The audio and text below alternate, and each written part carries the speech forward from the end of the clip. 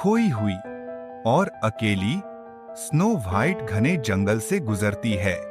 उसका डर एक स्पष्ट उपस्थिति है।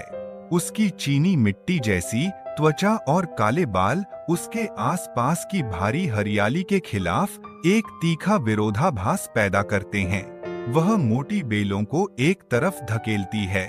उसकी आंखें छाया में घबराकर घूम रही हैं। पेड़ों के बीच में बने एक छोटे से कुटीर को देखकर उसके दिल में उम्मीद जगती है। क्या यह एक आश्रय हो सकता है या खतरनाक जंगल में एक और भ्रम? बोनो की आरामदायक कुटिया में स्नो व्हाइट शांति से सोती है। उसकी कोमल सांसें शांत कमरे को भर देती हैं। साथ बोने लौटते हैं। उनके चेहरे एक लंबे दिन के काम की थकान से अंकित हैं। उनकी आंखें सोई हुई युवती को देखकर आश्चर्य से फैल जाती हैं। उनके बीच आश्चर्यचकित विचार का एक क्षण बीतता है, क्योंकि वे अपने घर में अप्रत्याशित अतिथि पर विचार करते हैं।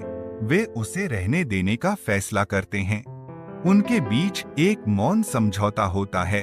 उनके खुरदुरे चेहरे दयालुता से नरम पड़ जाते हैं।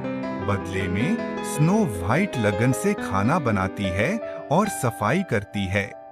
कुटीर को गर्मी और घर के बने भोजन की आरामदायक खुशबू से भर देती है।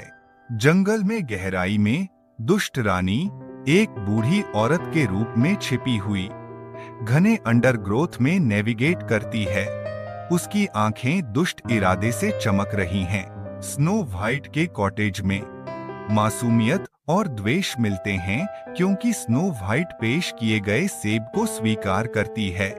घातक धोखे से अनजान एक ही काटने से शांति भंग हो जाती है। स्नो व्हाइट की आंखें दहशत से फैल जाती हैं, क्योंकि वह गिर जाती है।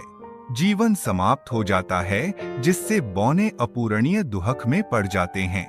समय तब तक स्थिर रहता है जब तक कि एक राजकुमार का आगमन नहीं हो जाता।